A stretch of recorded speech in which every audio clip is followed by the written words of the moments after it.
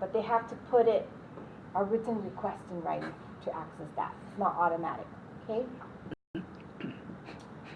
The HR administrator is responsible for ensuring the security and confidentiality of all the records, but these records are not subject to the Guam Freedom of Information Law, also known as the Guam Sunshine Law, and will not be disclosed publicly to anyone without your consent.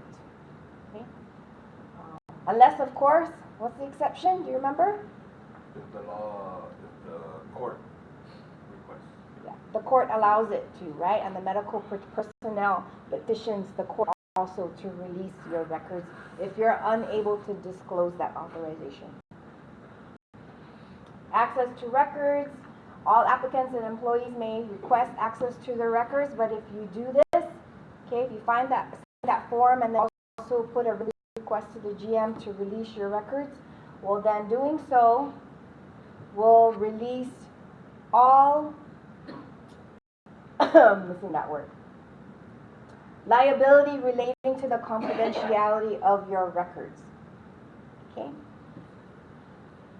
Yes, sir. Do you get that back at the end when you retire or something, or no? that's something that just stays there? Yes, it stays under lock and key forever and ever and ever and ever.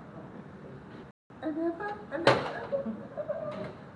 those release can be only in a particular, let's say, like, if I wanted, GPA, just GPA, but nobody else wants to sign it, or you sign it for anybody else. If you for release of all your urinalysis test results, everything that GPA has and that the lab has and the MRO has will be given to you. It won't be confidential anymore. You can do whatever you want with it.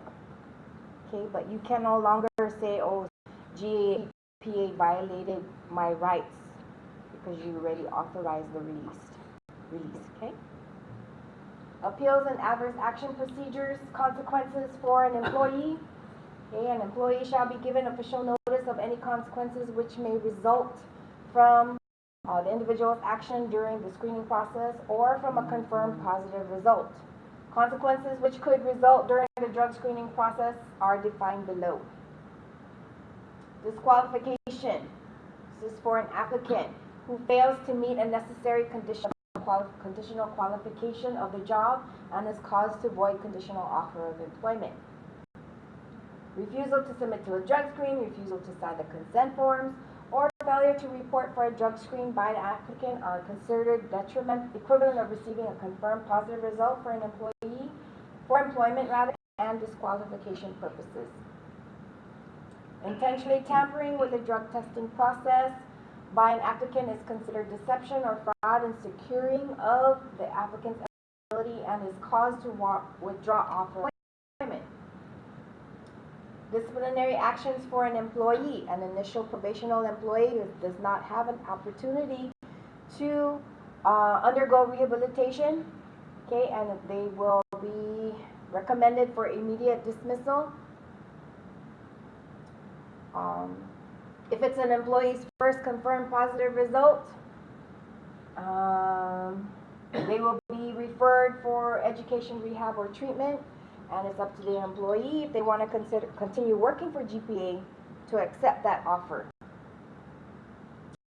An employee's subsequent confirmed positive result or tampering with the drug screening process is considered conduct detrimental to GPA, and it's cause for adverse action of dismissal in accordance with our adverse action procedures.